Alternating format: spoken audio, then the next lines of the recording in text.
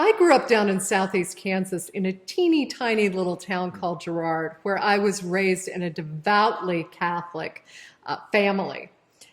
I went to church every Sunday. I went to every holy day of obligation. We never missed.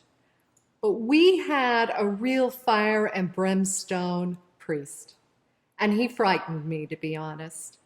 And I couldn't draw that connection between the words and the teachings that I heard from Jesus and what he taught us on Sundays.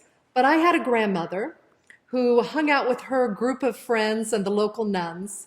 And during Advent and Lent, they would take me to the church in the evenings to pray the rosary.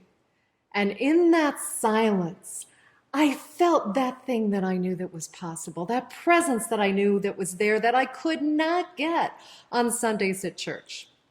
And so, unlike Karen and Robert, I grew up to be a lawyer, and I grew up to represent catastrophically burned children or parents who had lost a child to a burn injury.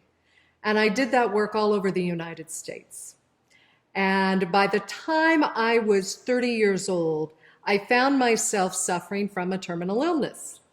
I had a genetic blood disorder, blood clotting disorder, called an antithrombin 3 disorder. I was told that I would be dead by the time I was 50. And so I decided that I probably better get really certain about what I thought about God before I found myself on my deathbed. And so I began this deep spiritual journey where I looked at all of the different traditions in the world, and it brought me right back home to my Christian faith and to Jesus's teachings. Despite that fact, what I couldn't find is I couldn't find that experience of God. And finally, I met someone who could teach me how to go within and to have that experience and begin to embody that experience. As I began to meditate daily, somewhere along that path, I had this crazy idea, and that was that I wasn't sick anymore. I had spent 17 years in and out of emergency rooms, either bleeding into joints because my blood was too thin or throwing clots and having little strokes. And ultimately, that stopped.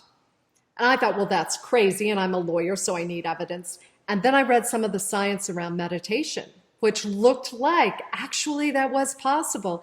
And lo and behold, what did I find out? After years of deep, consistent inner work, suddenly I wasn't sick anymore.